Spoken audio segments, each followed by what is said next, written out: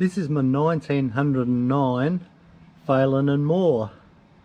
Some people call them P&Ms, but it was built by Phelon Moore in Cleckheaton in Yorkshire.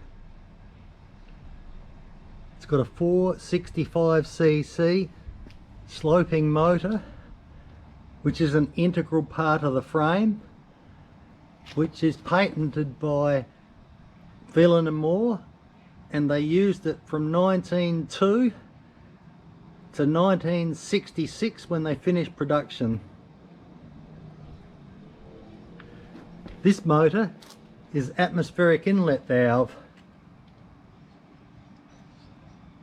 so only the exhaust valve is open mechanically, and when the piston descends the bore, it opens the inlet valve and sucks the fuel in by itself on a light spring.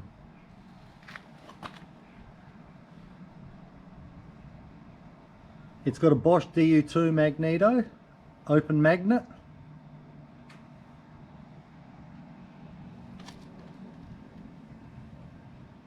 And most of this bike is original. It's even got the original silencer. But unfortunately it hasn't got the right carburetor. This is sporting a period Brown & Barlow carburetor. Originally it would have had a VAP carburetor, which was also patented by Phelon Moore.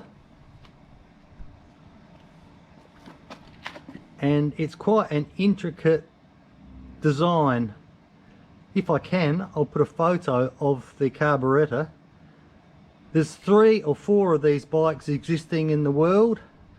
One in Australia, an earlier one in Holland, about 1907 or 8, and 2 earlier ones, or 8 and 9, in England.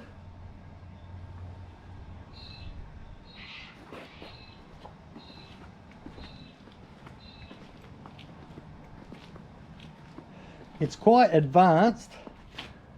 Most motorcycles in 1909 were belt drive. Phelon Moore didn't make a belt drive bike, they were chain drive right from the start. And what makes this very desirable is that apart from not having a belt slip, but it's also got 2 gears and a clutch, which makes it very practical for riding in traffic. Inside the chain case there's 2 primary sprockets and 2 sprockets on the 2-speed gear, which is also Phelon Moore's patented idea, and there's a dog clutch arrangement in between the 2 gears. So if you push this lever forwards, it'll go into 1st gear, and then when you're rolling along, just pull it straight back into 2nd gear. And there's no mechanical way of holding it there. It's just supposed to wedge in. The little wedges drive these little brake mechanisms onto a brake thing or clutch. So I just run a rubber band backwards to the advance and retard lever to hold it into gear, which tends to work all right. It's got manual lubrication. I give it a half a pump every 5 miles, which I think's better than having a full pump every 10 miles. And I can tell how many miles I've done by this ingenious Bonnex and Speedo, which is incredibly accurate. So the little hand on the right hand side in the middle of the clock is miles. So every time it gets round to the 0 and the 5, I give it half a pump of oil.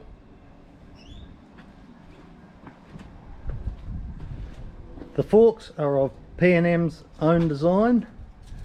The early ones were 2-bar forks, and then they put 3-bar forks to strengthen them in about 1912 or 13. Very unusually, it's got a detachable head, when most bikes of this period were just a blind barrel where you couldn't take the head off.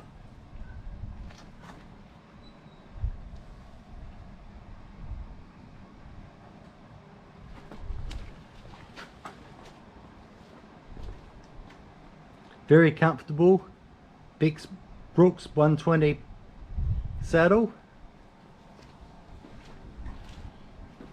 which was recovered by that marvellous fellow Paul Watson in Victoria.